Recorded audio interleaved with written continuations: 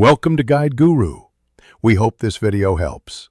You start by preparing a sturdy cake batter that holds shape.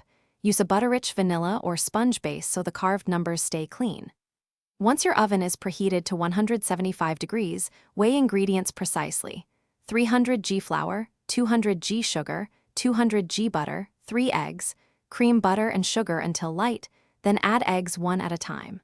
Fold in dry ingredients with minimal mixing to keep crumb tender. Pour into lined pans, tap out air bubbles, and bake until Once cakes are cooled completely, you trace the number templates on parchment and cut each layer carefully.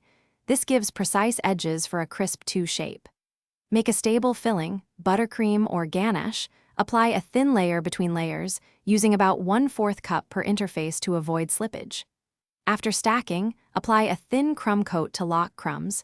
Chill the cake until the coat firms. This step ensures smooth final icing and prevents crumbs from mixing into your top decoration. You now finish by applying a thicker final coat of buttercream and smoothing it with a bench scraper held at a 45-degree angle.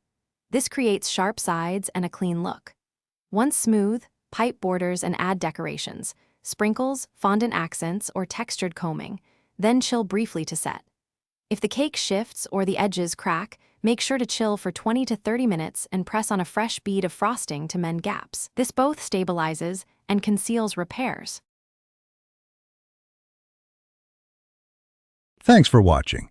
Consider subscribing if we helped you today.